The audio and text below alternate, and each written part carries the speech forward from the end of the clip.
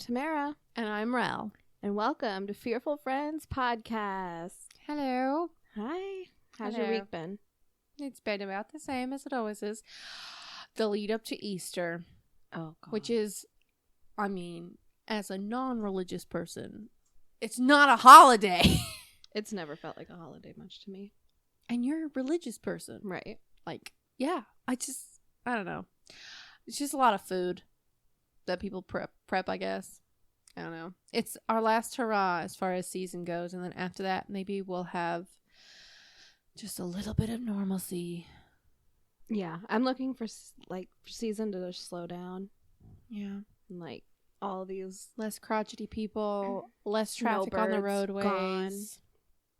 Leave. Goodbye. See you later. See you next year. Maybe. But there's been so many people that moved here permanently. Like, the last couple of years. Pandemic. Yeah. Yep. What did it? I think I read something. It was like over 300,000 just in like the Treasure Coast or some shit. I could be wrong. No, that sounds about right. Feels about right. It feels right because it takes me 45 minutes to get anywhere. Yeah. So I just got back from Disney and it chewed me up and spit me out. Beef jerky. I literally feel like a dehydrated carcass. Why are you here? At the same time, I also feel like I'm retaining water. So, I've got bruises all over me. I have a weird rash on my back. That's just from the heat. That's a heat rash. I feel like I'm on drugs or something. I'm so drowsy, but it was so fun. You just got back yesterday? Yes, yesterday. So, yeah, you should have just napped all day. I did yesterday. Okay. And yeah, that's what you do when you get back from a trip like that. Oh, I'm just so exhausted. I need a vacation from this vacation. That's Matt and I always give ourselves an extra day when we go away. We give ourselves an extra day when we get back. We got to do laundry. You got to relax, take a nap, get the house back in order, prepare for your week. Yeah.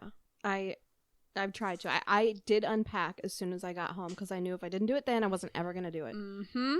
But that shit will sit in your suitcase. Get spiders. Ew. It was so fun just to see M. Tell me about it. As someone who's never been to Disney, I do not understand. I don't understand the hype.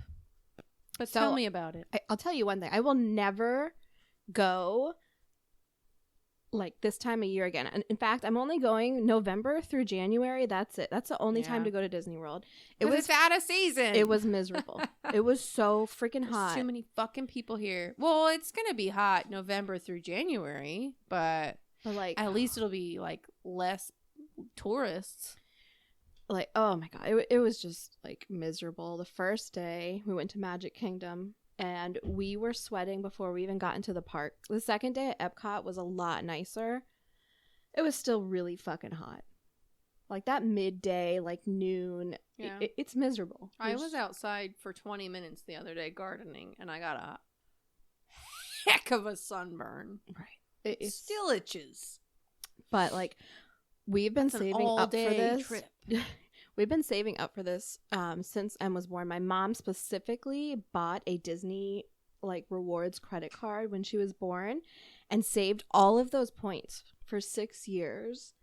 And then on top of that, every time we go to Target, we would get a Disney gift card because you get 5% off with your Target card or whatever. Mm-hmm.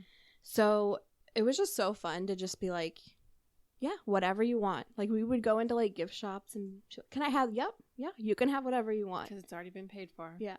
Wow. So we spent very little on the trip. That's the awesome. Hotel and the tickets. Because she's 6 now. So you've been saving for 6 years. Yeah. The hotel and tickets were paid for strictly with points.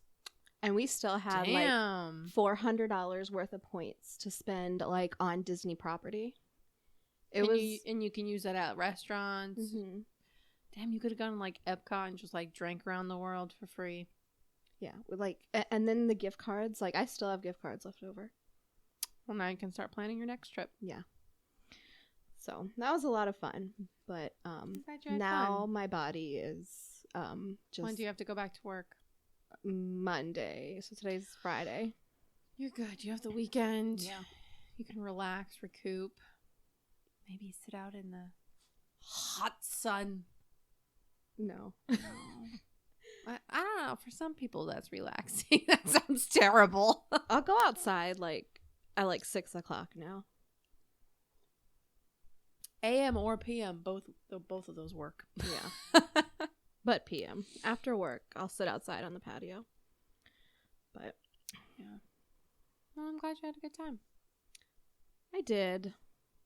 I want to go back on vacation. I'm already thinking about our next trip. Like, there's stuff that we didn't get to do that I want to go back and do. That's so funny because my husband was just like, "Oh, you can't see everything that there is to see at Disney in just a couple days. You have to like spend multiple days in one park." And I'm like, "That's bullshit." It's true though, 'cause, like, we didn't get to do any meet and greets with any of the characters, and I can tell, like, I didn't plan for that, for like her wanting to do extra. that. But she was All kind of kids want to do that. She was kind of disappointed. Like, I've never like seen her like want to do that stuff like that. But so I would definitely do that next time. My thing is like kids these days are not into like the old school Disney princesses like we were, like Belle and Ariel and all that other stuff. Yeah. And it's like that they don't have a Moana princess walking around or whatever new Disney fucking thing is going on right now. They don't have that at the park. Right. So like there's a giant flounder walking around just scaring kids and they don't know what it is. Well, there was like a Belle dressed up that we walked by, and I was like, oh, wave to Belle. And then she like started crying, and she's like, I want to go see Belle. And I'm like, you've never even seen Beauty and the Beast. How do you know what Belle is? Yeah. So there's definitely more to do. You show her Beauty and the Beast. It was the the first movie that ever traumatized me. All the Disney movies are traumatizing. Beauty and the Beast was the first movie that actually like gave me the heebs. Did I scare you? No. Because remember like when the movie first starts and it like zooms in on the castle and it's like spooky ooky music. Oh, and then after her dad gets kidnapped. Mm-hmm. Oh, it's so spooky. It gave me nightmares when I was a kid. You know what other movie? Princess and the Goblin. That fucking thing was so scary. I don't even remember that. That was not a Disney movie. Lion King. Lion King. I remember being 4 years old everyone was and traumatized crying. by Lion King because you don't want to see death. Yeah. That young. Same thing with Bambi. Disney's great. It teaches you about life. Oh, God. Yeah. I really don't want to go back to work. I wouldn't. I'm like already feeling like Sunday scaries. I mean, into vacation, horror. Just make this weekend count. I'm gonna. Yeah, have fun. Do all the things you want to do that you can't do. Sleep. While you're grinding. Yeah, basically. Sleep. Maybe go out to dinner with your husband. I don't know. I don't even like him like that. Ew, cooties. Gross. Ugh. So, do you have any bitching about work? Bitching about customers? I think I did. I already did it. People are just annoying in general. Everybody's potatoes. I got yelled at today because, first of all, I forgot that, like, people dye eggs. You know? Right. Apparently, you can't dye brown eggs. No. Well, all my white eggs have been out of stock for, like, a really long time. I mean, like, I maybe only get, like, a couple cases of each. I'm a dairy manager, by the way, in case anybody cares. And, yeah, I got schooled today because they were like, you're an idiot. You can't dye brown eggs. And I was like, oh, yeah. By customers? Yes. Oh, God. I was like, I have plenty of brown eggs. Why do you want the white eggs so bad? Go to Walmart if you want white eggs. I know. Why are you coming to fucking eggs you're going to dye and probably throw away? Like, get out of here. I don't really have much else. Whatever. My answer is always going to be people are potatoes. I'm sick of cleaning up after people. My PSA is always going to be put things back where you found it. I'll say it every episode. I saw that. Put it back. I saw that. Put it back. I can literally see you. I'm inside the cooler. You're opening the door. I can see you. And you're those creepy eyes watching me. Today, someone dropped something, and I can hear whenever somebody drops something. And I walked around the corner. I walked out of my cooler onto the sales floor, poked my head around, and was like, "Did it break?" Oh, God. She was like, no, I don't think so. And I was like, "Good." I walked back in my cooler. You're like a terrifying troll in a cave. Bro, people are pigs, and I'm sick of it. I can hear it. But, when they break something, they either leave it right there in the middle of the floor, or they just, put it on the shelf broken so that it leaks on everything else. Again, I say, people are potatoes. Well, and in a world of potatoes, be a broccoli. Grow, sprout, be beautiful. Sprout. Well, all I want to bitch about is my coworkers. You haven't been at work.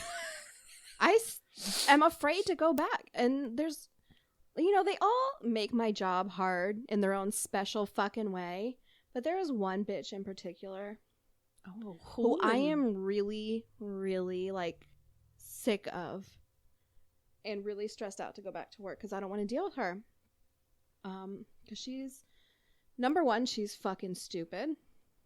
Fair. She is old and whatever. Why did people get dumb as they get old? I don't think they get dumb as they get old. I just think that they don't keep up with the times. I think maybe it's lead poisoning. This bitch is fucking dumb. Could be. Ageism. I have been accused of ageism, but I just think that if you're old, you should be in another state. Just don't make my day worse. We should be separated if you by think, a border. If you think because of your age you deserve to have all this extra time off and you need extra breaks, that's ageism because you think ageism. That you deserve more than me. Well, it's the same thing as fucking cigarette break takers. They shouldn't get extra breaks just because they smoke cigarettes. You shouldn't get extra breaks just because you decided to age. It's not our fault that you didn't kill yourself when you were 37. This is the pace of the job. If you can't keep up, then that's not really our fault. Yeah, because there's a you job. Signed on for this. We're running a business and things need to be done. You signed on for this. When you accept a job, there are certain job tasks that you also accept. For instance, for my thing, it's you have to lift up to 50 pounds. Right. If you can't do that, bye. This isn't for you.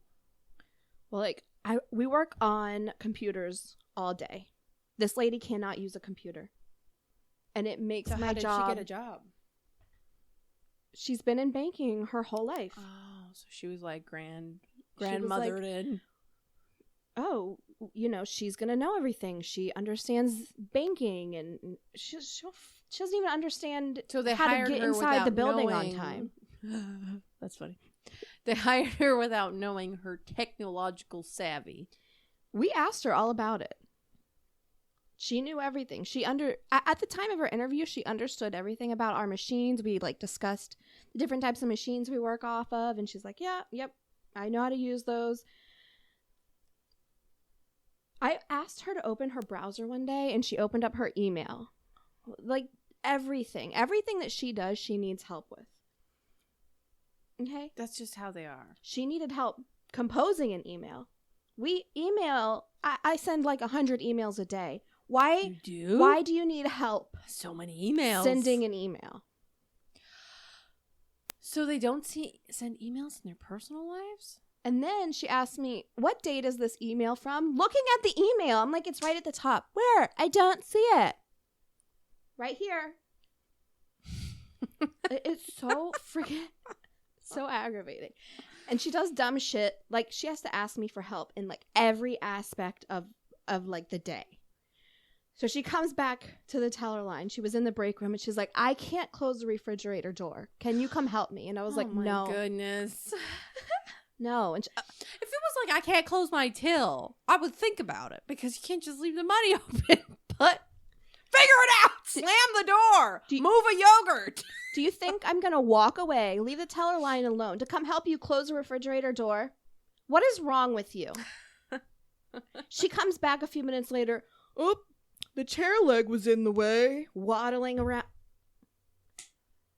You couldn't figure it out. You had to walk away. Come ask someone else for help who's working when you're just lollygagging in the break room for what reason? Do you guys do a review system? Oh yeah, she's definitely in trouble right now. Oh yeah, good. She's on some action plans. District managers are involved. Good. But I have clearly stated to my boss that I will quit. I'm not working with her any longer. So wow, they don't care. They're like, well, you need to document everything. I have like a huge, long like notes file on everything that she does. Every stupid question, every mistake she makes, every customer she pisses off. Good. They don't care. All they say to me is, well, document it. Document it. Okay, I'm documenting it. Now what?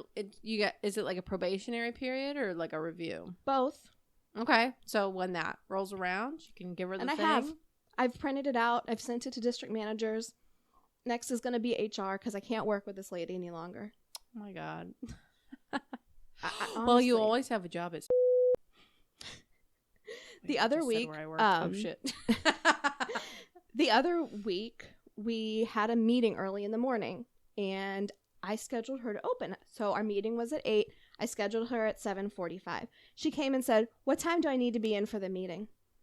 And I said, "Well, what time are you scheduled?" And she said 7:45. I said, "Well, 7:45 then." And then later on in the day, she said, "Do I need to adjust my time because I came in early?" I said, "Well, what time did you come in?" She said 7:45. I said, "That's what time I scheduled you at." That's not early. Do you think that I sit and work on the schedule for hours? Do you work on the schedule for hours? Yes. You spend hours working on a schedule? Our schedule is ridiculous. How many people do you have? That's like 4? Seven people that I make. I used to make the schedule for an entire grocery store, and it didn't take me this long. No, it took you like 20 minutes. This is how stupid it is there. Whatever. Oh my God. Hey, you scheduled me at 7:45. What time do I need to be in? I don't know. Try 7:45. Just an idea. That's what I wrote on the schedule. That's what time I need you to be in. It also says meeting at 8. Well, do I need to adjust my time because I came in at 7:45? No, because it says come in at 7:45. And I will schedule you accordingly. She walked up to me with a ripped piece of paper and asked for help. I am so frustrated with her. Paper? Yeah, it was a deposit slip that was ripped. Does that even matter? It wouldn't run through the thing. I don't know. Try some tape in or something. Try some tape, or I don't know. Get a new slip. Why would you come and ask me for help on that? Okay. Like, you are a fully grown adult. In every aspect, she has to ask me for help, and it just makes me crazy. I'm so fed up, and every day going into work, I have a stomach ache because I have to work with her. Well, hopefully they will get rid of her because she's garbage. I hope so. Garbage. My poor boss has... As soon as this lady walks in the door, I run to my boss's office and I just have to unleash on her because I'm so frustrated. Within 10 minutes of dealing with her, I'm in my boss's office ranting about how I can't handle it. Did you ever work with anybody at Winn-Dixie that was that frustrating? If I did, I blocked it out, but I don't think so. I mean, there are some dumb people. It just it's those same people that are the ones going through the grocery stores. What aisle is your olive oil? I don't know. Maybe the one that says oil on the top of the aisle. It's just shit like that. They're just, I'll say it again. People are potatoes. They're so stupid. I have a real issue with showing people things over and over and over again. I'll show you once. I'll show you twice. But other than that, most of the stuff that we're doing is pretty fucking simple. And if I have to come and show you something multiple times that no one has ever showed me, that I just figured it out because I am a human and I'm an adult and you who play has with common things. sense. If I have to show you something that I figured out multiple times, we're going to have a real problem at work. Yeah. And this lady is just constantly testing me. Try it. So I really don't want to go back to work on Monday. Just remember, it's what pays the bills until you come work with me. My boss will take you. Right? It's so far. There's one right next to your house. I don't think I could work there. Why not? Because it's in the building that we used to work at. You would be fine. No, I don't think I could. You would be fine. I have a hard time driving by that parking lot. Still. It would and be it's like going so back close in. to my house. And it's a busy store. It's busier than my store. It's hard. It's really hard for me. I know. Well, what do you have to cheer me up today? Because now I'm depressed. I do have my story.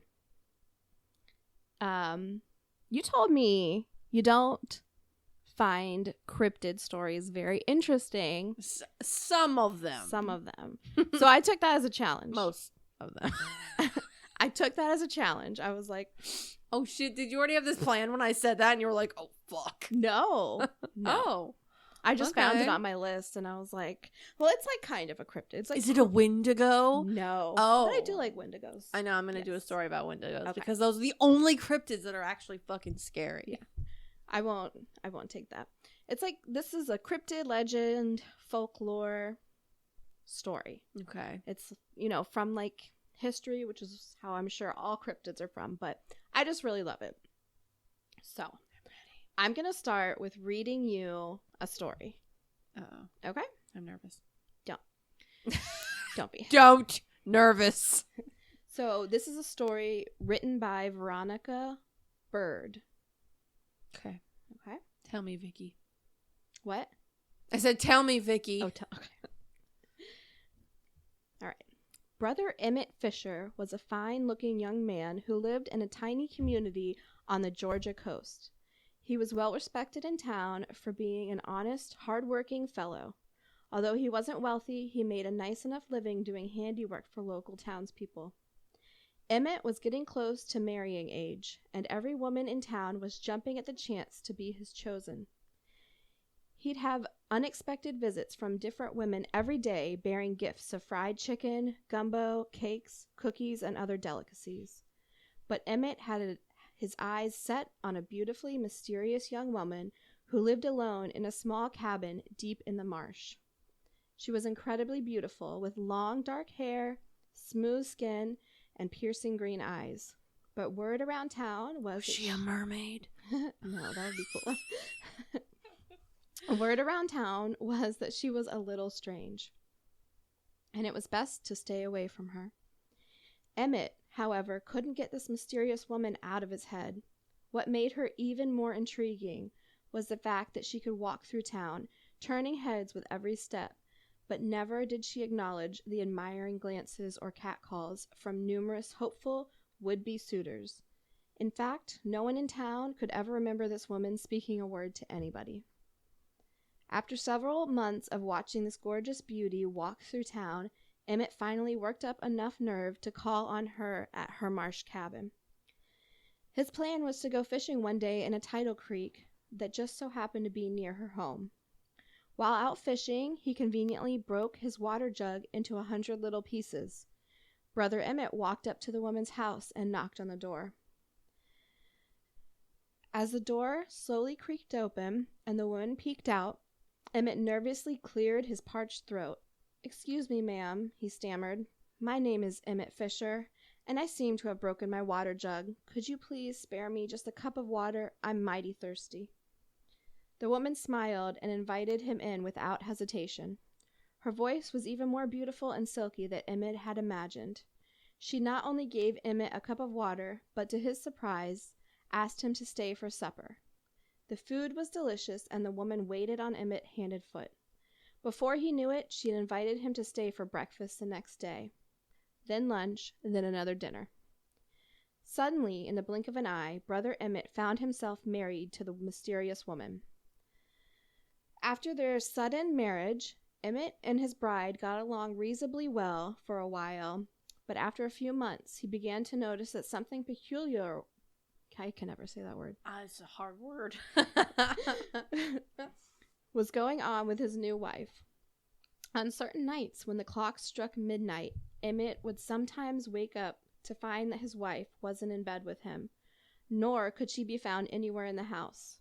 Emmett began to get worried that she might be seeing someone else on the side and confronted her about it, but she would just laugh and reassure him that she was indeed in the house and that he must be having nightmares. As his wife began to disappear more often, Emmett decided to confide in one of his best friends who had also just gotten married. After hearing Emmett's story, his friend shook his head and said, "Emmett, I hate to say this, but it sounds to me like you might have married yourself a Boo Hag." The fuck is a Boo Hag? A Boo... Sheep. Lot lizard? A lot lizard. Is that the same thing? No. A Boo Hag? I can't do it. Asked Emmett. You have to do it in an accent. I can't. What's a Boo Hag? That's me. I said that. His friend went on to explain. Well, Boo Hag. Exactly. Thank you. Is an evil spirit that wakes up at night, sheds her skin like a snake, and flies outside and sucks the blood of victims near and far. Oh my god. It's like in The Witcher. I don't even remember that. The show Witcher. on Netflix with Henry Cavill. Oh, I didn't watch it. Ah! Tamara. You have to watch it. Okay. Henry Cavill's so hot. Go on. A Boo Hag is an evil spirit that sits on your chest and steals your voice. A Boo Hag is an evil spirit that sits on your back and rides you all night like a horse until you drop dead. That's exciting. You would. Horrified. Depending on who you ask, that's not a bad thing. Horrified, Emmett said, "Well, I sure don't want to be married to no Boo Hag if that's what she is. What am I going to do about it?" The only way to get rid of a Boo Hag is to make sure she can't get back into her skin.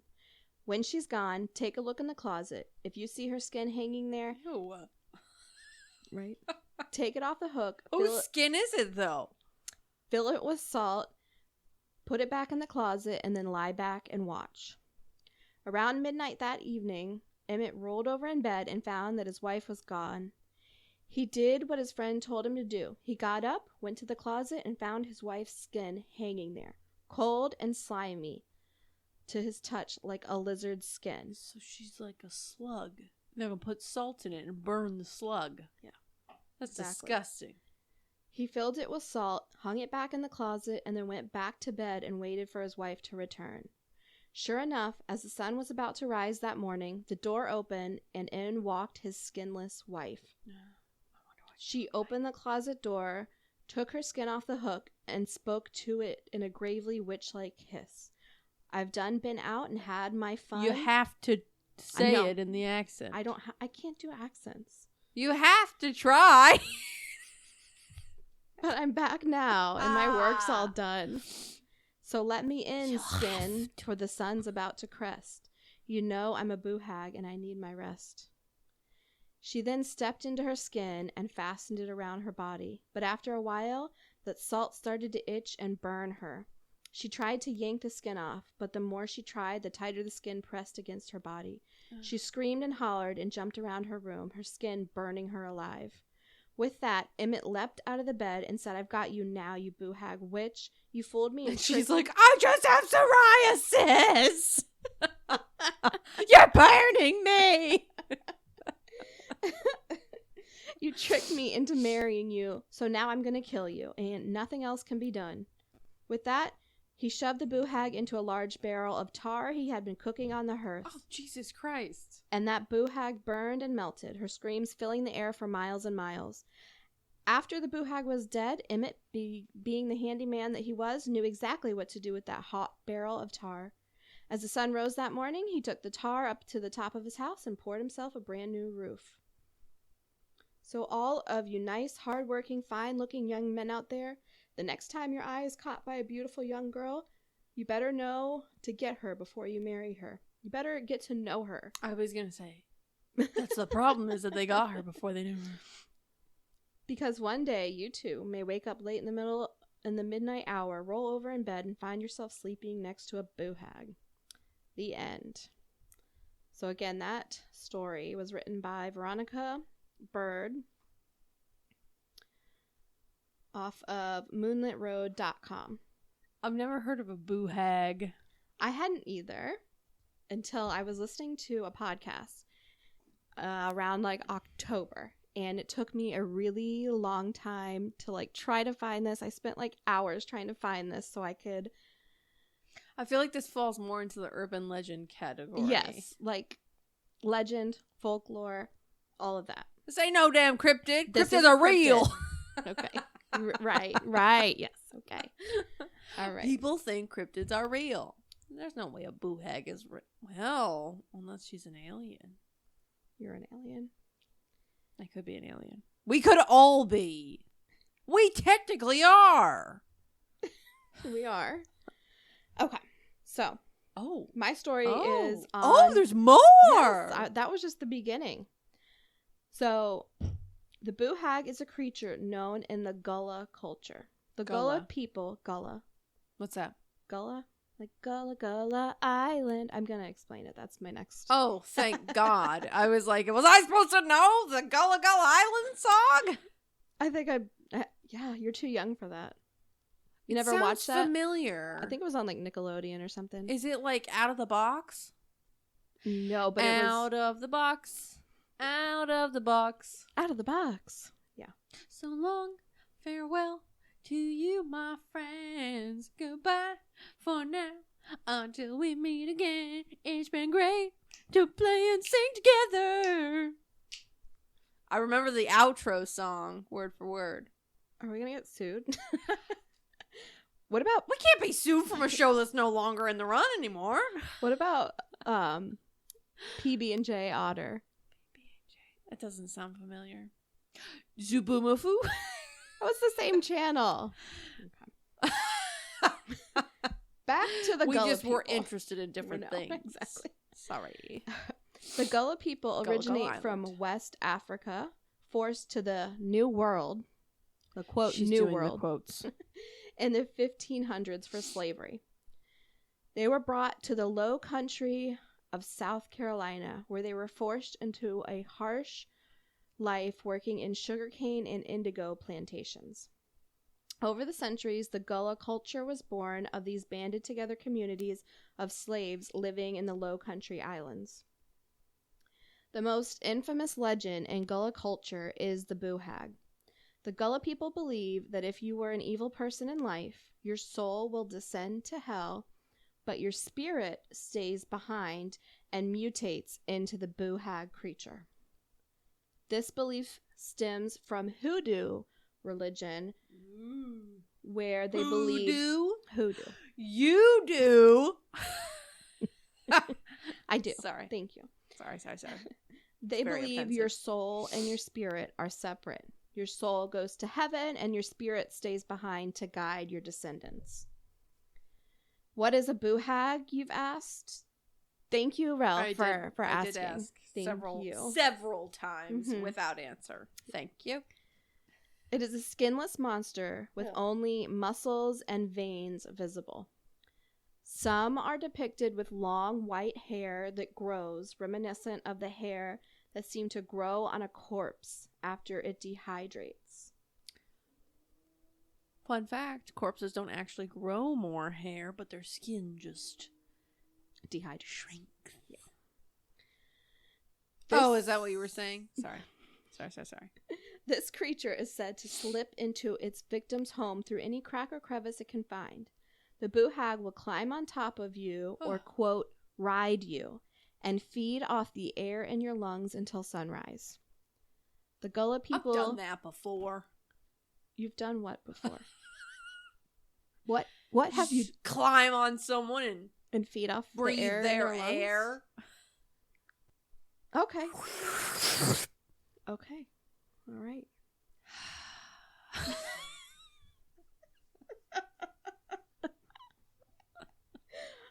That's why you're my best friend.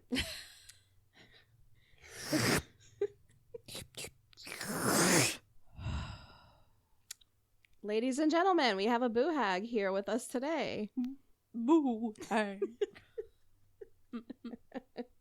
I just feel like I want to have like a Louisiana accent for some reason. You're correct. But I don't know how to do a Louisiana accent. I know, me either. It's very offensive in my head. Yeah. It's Boo Hag with the crawdad. Thank you. It was beautiful. That's all I know. Better than I could do. We'll edit that out. It's terrible. The Gullah people even have a saying, don't let the hag ride ya. Victims of the Boo Hag are said to wake up feeling extremely tired from the feeding. The most unlucky victims wake up during this visit and try to escape or attack the creature. When this happens, the Boo Hag will steal your skin, leaving you for dead. The skin is so you just have to like play dead. Yeah. The skin is then used to disguise the creature when it flees in the morning after the feed and allows it to walk amongst humans unnoticed. The next night, the creature removes its skin to feed again on its next victim. The Boo Hag must be back in its skin suit before dawn to survive. The Gullah people have learned to trick the Boo Hag to prevent it from riding you at night. The Boo Hag... Protection. The Boo Hag, she's got, they have some OCD tendencies, okay? Okay. They're very particular about who they ride? No, what they're particular about is counting. Okay. There is a forced obsession with counting. So the most effective way to prevent an attack is to place a broom at the door of your bedroom or house. That also scares me. Yeah. I'm not going to sweep your house. No. The creature is then forced to stop and count every bristle of the broom. If it loses count, it will start all over again. That's the OCD? Yeah. She has to count the bristles? She's got an obsession with counting. Who thought of this? I don't know, but brooms are seen in I want to say African culture a lot. Like you see them like in weddings, they jump over a broom. And then there are like other cultures where like the broom is used for sweeping out bad spirits. So I think that's really where it came from. Huh. This creature, she's got to count. Okay. So 778 bristles later, where are we at? Morning, hopefully. Yeah. It takes her all day to count all Yes, because if God damn it, I lost my count. Exactly. She has to start over. The goal of this is to distract the Boo Hag all night until the sun comes up and is not able to get back into its skin suit. I wrote skin shit. Shit. And skin shit. And dies in the sunlight. Even though it's already dead, which I didn't understand. But is it dead? It's a spirit. But it's a spirit. It's not dead. It's not like a zombie. Okay. It's a spirit. Make it make sense. I can't. It's a Boo You Rag tried. or whatever. Boo Rag. What is it? Boo Rag? Boo Hag. I like Boo Rag better. Slimy. Like a Boo Rag. Other objects used for distraction are brushes, colanders, or pennies. Do they have to count the holes in the colanders? Yes. Yeah, exactly. Okay. If you are able to sprinkle salt on the hag as it rides you, it will be unable to return to its skin suit and will die in the morning. You could just stick your fingers in its mouth. Salty fingers. Because your hands are salty. I will let them know. Thank you. This is said to be extremely difficult because you have to be quicker than the Boo Hag or she will kill you and steal your skin. Good luck. Yeah. I'm in debt. Right. Have fun. Another deterrent is using a special shade of blue paint around your house. They had paint back then? That has become known as haint blue. And you know why? Because they were on indigo farms. Exactly. Indigo. Yeah, and this has become a really popular color in the South, and you can actually buy paint called haint blue. It's like a color you can haint at Home Depot. Haint is another word for spirit or ghost. What color of blue is it? This color is said to be so close to the sky and water that spirits get confused. And so it's like periwinkle blue. It's like really, really light blue.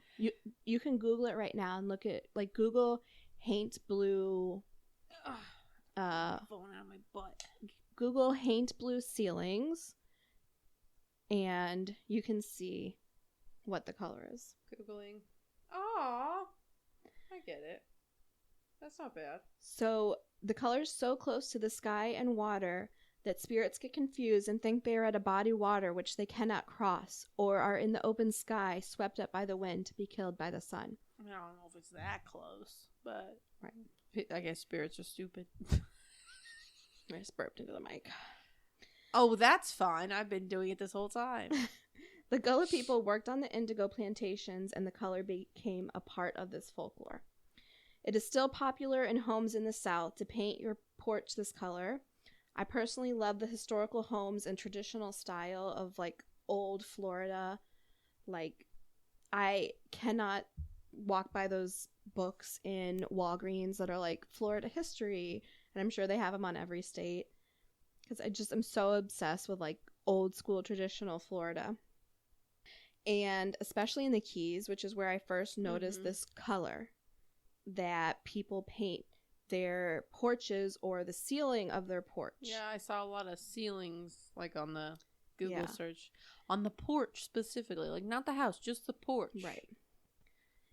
So it's become a traditional style in the South. Georgia, Louisiana, South Carolina. I saw a lot in Louisiana painted that color, but I just thought it was because they were like, I also saw a lot of lime green places in Louisiana. So I just thought that they were freaky deaky with their colors. Yeah. And you see that in the Keys too, with, like, they the go key wild. lime green. They go wild. Yeah. The place that we got our tattoos done, it was literally like this neon purple building, and I was like, wow, that's cool. Let's go there. You got another tattoo? When did you get that? Where have I been? I got it in New Orleans. Where have I been? How long has that been on your arm? It's my Papa Legba. How long has that tattoo been on your arm? Since I went to New Orleans. When did you go? Like September? What? I think. Where have I been? What is wrong with me? I don't know. It is kind of close to my other tattoo. She has a giant tattoo on her forearm. It's not giant. He's a little Papa Legba, little voodoo doll. Half of your forearm. It is not. What? How did I not notice that? You want to look at him? What is wrong with so me? Cute. Matt also got a tattoo. We got them together. It was really beautiful. We're doing this new thing now. Starting in New Orleans, we're gonna get tattoos like wherever we go on vacation.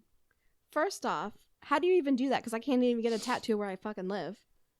People are ridiculous. So, like, we were gonna go to this one place in New Orleans. I had, like, looked it up, but some of the reviews were kind of shite. So we just started, like, walking around, and, like, we walked past this one place, and I was like, let me look into this place. I Googled it. They had good reviews. They accepted walk-ins. So, like, we walked in, and they were fucking awesome. And my tattoo was actually the guy that owned the tattoo shop. He did mine. He was amazing, and he was so nice, and he was kind of cute. And Matt got his done by some other girl, and it was just like, it was really great. I just think it's different. Like, I don't know, it's different in other places than here. How do I see you every week and have not noticed that on your arm? I thought I showed you. I feel like I'm in the Twilight Zone right now. You always wear tank tops, too. It's not like you were hiding this from me. Tank tops or t-shirts. I'm run hot. There it is.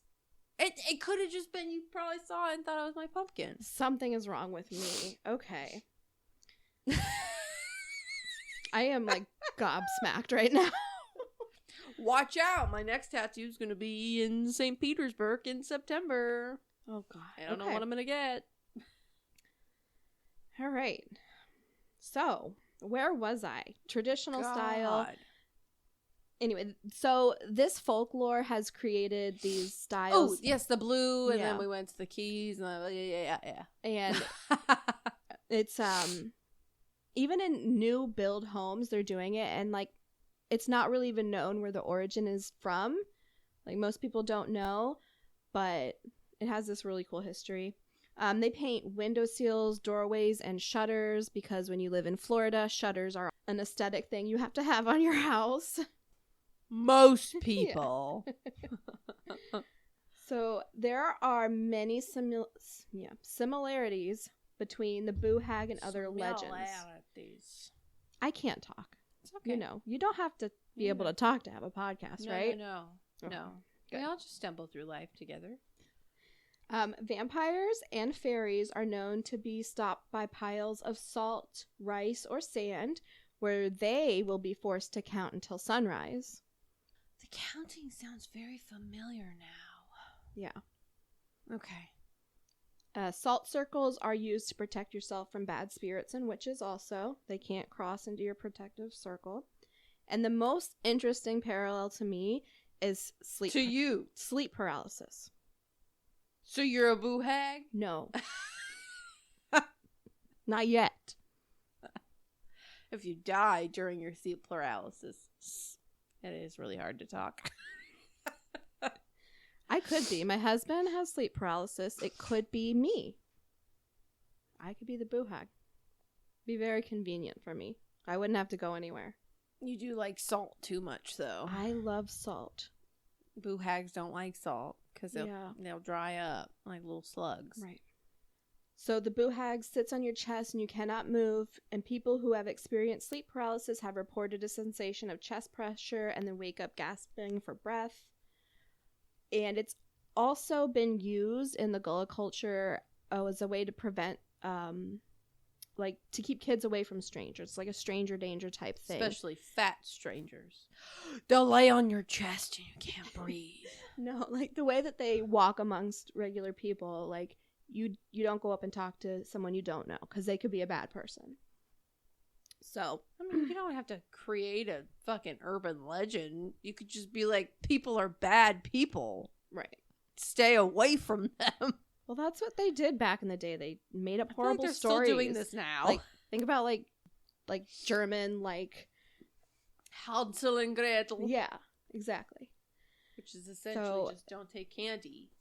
Right? That's the legend of the Boo Hag. It's one of my favorites, and I listened. It is one of your favorites? I've never heard of this, and it's one of your favorites? Which I wish you had heard of it, because I was hoping somewhere you'd be like, oh yeah, I listened to this podcast, and you would tell me what it is, because I listened to this podcast in October, and I, for the life of me, cannot figure out what it is. And it was one of those podcasts where it's just like, like Wondery does it, or like, it's just like, it's like a subscriber podcast.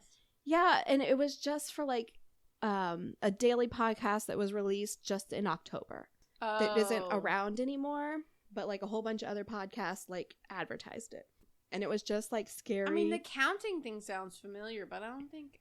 No, I haven't heard anything else about it. It was just scary stories, and one of the stories was about a Boo Hag, and it was this woman, and she had this beautiful Louisiana, New Orleans accent. And in the story, she was a therapist, and part of her home was also her office. And so at night, she started hearing this weird noise in her skylight. It sounded like someone was trying to get in.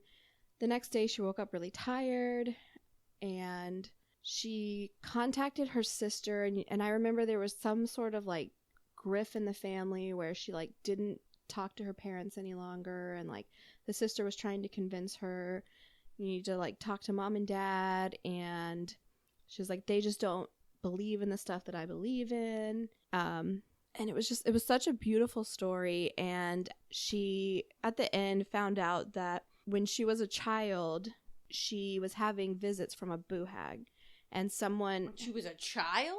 Yes. And someone had told her, you need to find something for it to count at night to distract it. So that night she found a huge tin of pennies underneath her brother's bed. And she's like, well, this is great for the Boo Hag. So she took it, put it by her bed to distract the Boo Hag. And then her brother died that night. Oh my God, because she took the pennies. Yeah. He had put it there to protect himself. And so she lived with this her whole life. And the Boo Hag was coming back to her now as an adult. And she ended up going to like a witch doctor who told her about the blue paint. She trapped the Boo Hag and poured salt on it.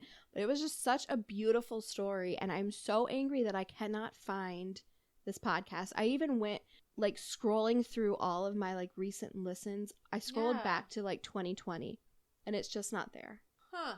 That's insane. I know. So I'm kind of creeped out about Boo Hags. if anybody knows what that was or remembers that podcast, I swear it was just October. Free Fearfulfriendspodcast at gmail.com. It was just October of like 22 when I listened to it. Damn. But anyways, that's really spooky. Yeah. Thank you so much for listening. Join us next week for Rell's turn to distract me from life. I'm very nervous. Do you know what kind of story you're doing? I'm excited. I think I'm going to do a true crime.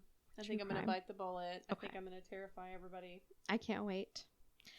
Until then, thank you for listening to Fearful Friends Podcast. Bye, friends. Bye-bye.